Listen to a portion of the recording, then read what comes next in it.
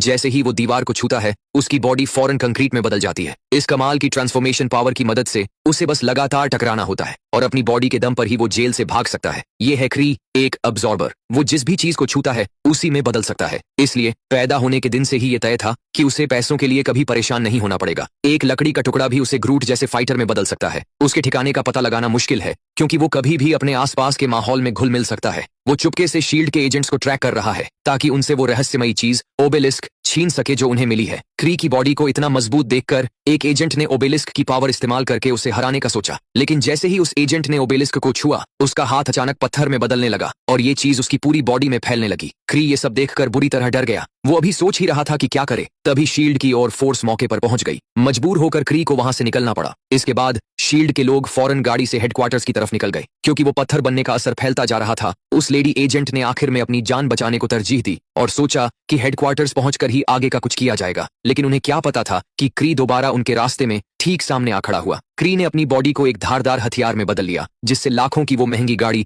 हवा में उड़कर पलट गई। लेकिन क्री को उस महंगी गाड़ी की जरा भी परवाह नहीं थी। उसे तो बस उस रहस्यमयी चीज ओबेलिस्क की फिक्र थी। लेकिन ओबेलिस्क पर उस कटे हुए हाथ का असर देखने के बाद क्री भी अब कोई लापरवाही नहीं करना चाहता था। वो गाड़ी के सामने गया। जैसे ही उसने टायर को छुआ उसका हाथ फौरन टायर में बदल गया। इसके बाद ही उसने बहुत सावधानी से ओबेलिस्क को उठाया। उसे लगा था कि रबर में बदलने से वो ओबेलिस्क के असर से बच जाएगा, लेकिन कुछ ही देर में उसे पता चला कि उसका हाथ फिर भी जख्मी हो गया था।